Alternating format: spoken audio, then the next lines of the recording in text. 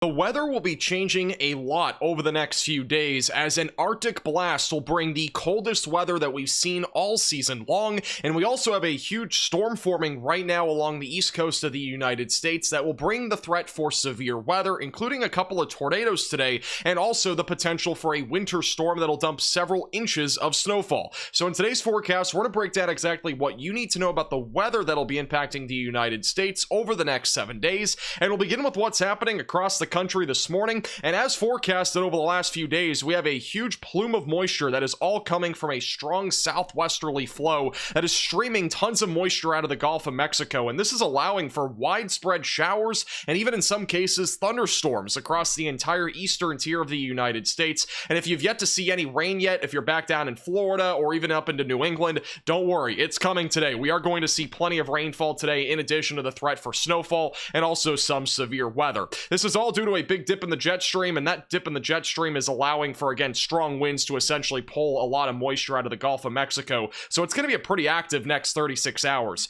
Back over on the west coast, we also are going to see a couple of atmospheric rivers over the next couple of days, and actually all the way through the weekend, and this will bring the threat for some snowfall and as well as some heavy rain that could lead to some flooding. Now, we do have a large storm that is forming right now along the east coast of the United States, but even beyond today, we are going to be dealing with a relatively active weather pattern across the United States. So let's talk more about that in detail here, beginning with our jet stream. Again, notice the jet stream has a huge dip to it, which is very typical for December, by the way. This is going to allow for Arctic air to come out of Canada, bringing the potential for our coldest weather of the season thus far to many areas in the Midwest, Ohio Valley, and Northeast. On the flip side of things, we have a very strong southwesterly and southerly flow. This is going to create a lot of turbulence for flights that are going east to west or west to east today across the eastern tier of the United States because of how strong the winds aloft are going to be. We're going to be upwards of 200-mile-per-hour winds into the higher elevations of the atmosphere. As we go into tomorrow, this trough will continue to move east and northeast, and we are actually going to continue to see very strong winds aloft across parts of the Ohio Valley and Northeast, which will keep a lot of that cold air in place for really the next couple of days, but it will eventually race off to the east as we go into the weekend. We are going to have another storm moving across the central plains in the Midwest as we go into this weekend. This will bring the potential for some more rain and even some snowfall across parts of the Midwest and as well as the Great Lakes. And eventually, as we go into early next week, this active weather pattern will continue. We are going to continue to see a meridional jet stream, which means there's a lot of curvature in the jet stream, and that's going to allow for more of these troughs to eject over the Rocky Mountains, and this will lead to probably at least a couple more, if not a few more snow events before we get to Christmas. So definitely keep a close eye out on that. GFS model continues to show this trend all the way until around Christmas time. So we'll probably at least have 2 or 3 more snow events that occur here across the United States. Now, the coldest weather of the entire fall is coming to the United States over the next couple of days, and this will bring some areas below zero between now and Friday morning. So beginning with our temperature anomalies across the United States, we already have well below average temperatures for much of the country, but this right here back over in the Midwest and as well as the northern plains is where the most frigid air currently resides from this Arctic air mass that is moving through, and we are really going to feel this Thursday morning. We are going to feel some of the coldest weather, especially across parts of the upper Midwest, including Wisconsin and Minnesota, where there could be some areas as low as 10 to even 20 degrees below zero as we go into Thursday morning. This cold air will continue to move to the east, even into areas like the East Coast, including Virginia, and even back into New England as we go throughout the day Thursday, and eventually as we go into late Thursday into Friday, this cold air will sit across parts of Michigan and Wisconsin, which some areas, by the way, tomorrow will have record-breaking low maximum temperatures, which basically means that's the lowest high temperature ever recorded. There will be actually many locations in both Michigan and Wisconsin that have that happen tomorrow, with many areas barely even getting into the teens for high temperatures tomorrow. As we go into Friday, this cold air will continue to move to the east, but it will be out of the United States by Saturday, and we're right back to above average temperatures for most of the country as we go into the weekend, and then things will be kind of variable back over on the west coast with the atmospheric river events.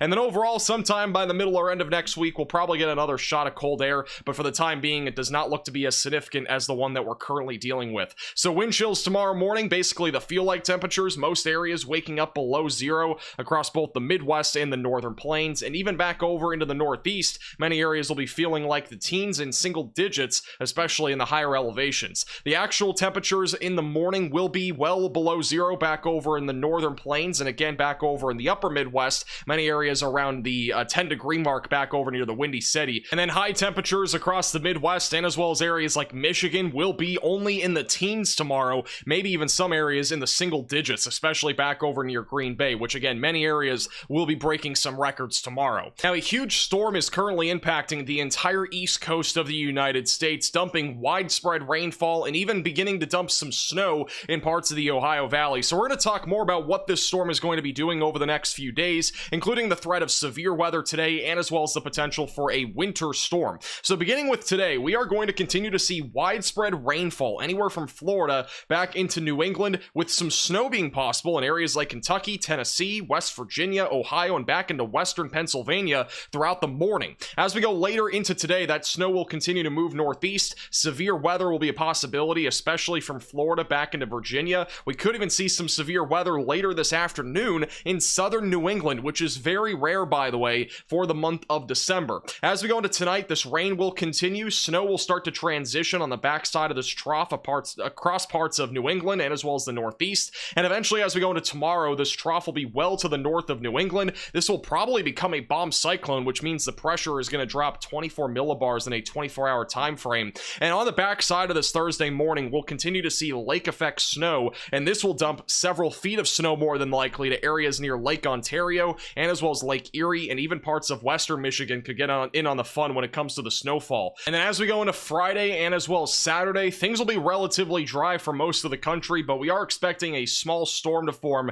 in the Central Plains, and this could actually bring a couple of different things to areas like the Midwest and as well as the Central Plains. This actually could bring a little bit of snowfall, some rain, and maybe even a little mixture, maybe some freezing rain as we go into early Saturday. So there could be some ice out there. We'll definitely keep you posted with the latest on this. It's going to be a relatively small storm, so it's kind of hard to predict exactly where we would see any freezing rain or snow right now, but make sure you're subscribed to the channel. We'll keep you posted with the latest if anything does develop out of that. And then once we go into Saturday, Sunday, and into Monday, things are again relatively dry for most of the country, but we will continue to see these small clipper systems more than likely continue and penetrate as we get closer to the middle and eventually end of December. But it looks like we might have another winter storm sometime on the horizon. Exactly when that happens though and where it happens does remain uncertain. Let's talk more in detail about what's happening with this large storm today, beginning with the threat of severe weather today. We do have a chance for a couple of tornadoes here across parts of the southeast, mostly going to be anywhere from Florida back into parts of the Carolinas. More elevated tornado threat back over in eastern North Carolina today.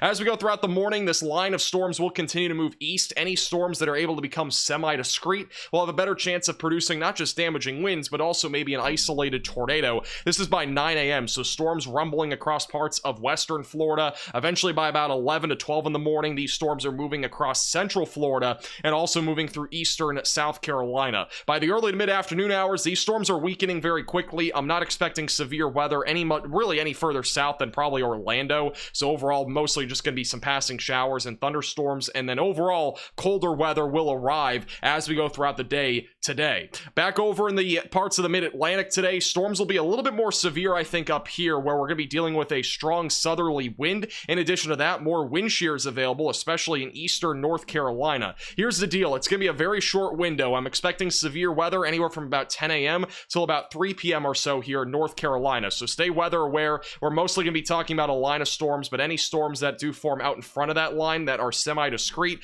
will have a better chance of producing an isolated tornado. And then as we go into the early afternoon hours, those storms continue, especially near the coastline of North Carolina, and then eventually as we go into the evening hours, this continues to move northeast, and the potential for even some flooding will exist back over into New England. Another thing that this storm is going to bring is very high winds, and there will be power outages, especially across parts of New England. Wind speeds and wind gusts will be as high as 65 to 70 miles per hour as we go into this evening, so be prepared for power outages back over in Connecticut, Rhode Island, Long Island, also back over into parts of Massachusetts and even New Hampshire. Those winds will only amplify as we go later into the evening, especially across the immediate coastline, but even across parts of eastern Massachusetts, New Hampshire, and as well as Maine, where widespread wind gusts are forecasted to reach as high as 60 to 75 miles per hour as this trough intensifies as it moves to the northeast. So be prepared for some power outages. The wind will linger into Thursday, but it'll be much weaker across most of New England, only around 25 to 35 miles per hour,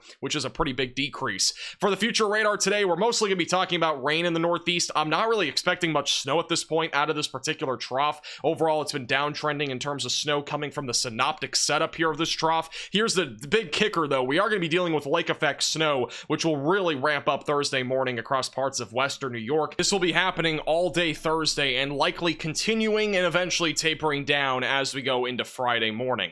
In terms of total snowfall accumulation, most areas out of this particular trough over the next really 24 hours, we'll be mostly talking about a widespread coating to a few inches, maybe 4 to 5 inches in the higher elevations. But really, again, the big story will be the lake effect snow here in the northeast, where there will be some spots that pick up as much as 2 to 3 feet of snow back over near Lake Erie is where I think that bullseye will end up being, even near Watertown, New York. Probably going to get somewhere around 2 to 3 feet of snow there as well. Also, back over in the Midwest and as well as the Ohio Valley, there will be some snow today. Again, mainly back over in Ohio, but lake effect snow will ramp up in Michigan. A few passing snow showers across the Midwest today, including areas back down in Indiana and as well as Illinois. So keep a close eye to the sky on that. As we go later into this evening, lake effect snow will continue, and eventually as we go into Thursday, that snow is just going to continue, especially in northern Michigan. Maybe a little passing snow batch going across parts of Illinois and Indiana tomorrow at some point, but overall it's going to be relatively light snowfall.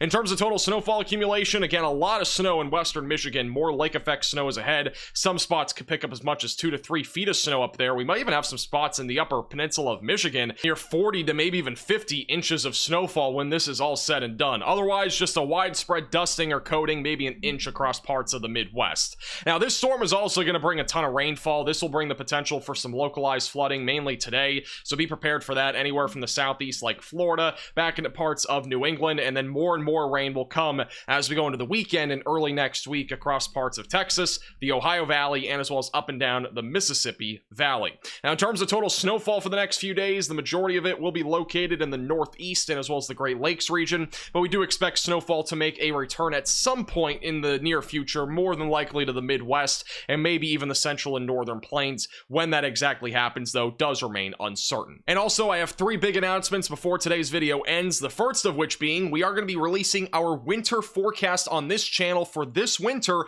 sometime over the next 3 days. So if you are new to the channel, make sure to subscribe down below and click the bell icon so you're notified when that video comes out. It is a big video and we've been working pretty hard on that. And the second announcement being that I am now 90% done my bachelor's degree in meteorology. I only have 1 semester left, so that's only about a few more months until I'm officially graduating. In addition to that, we also have our merch out at shopmaxvelocity.net. Again, you can still pick up merch like our Happy Holidays collection. It will be out for a couple more weeks, and then once Christmas hits, our Happy Holidays collection will be going away. We have several other items as well available. The link is at the top of the description at shopmaxvelocity.net.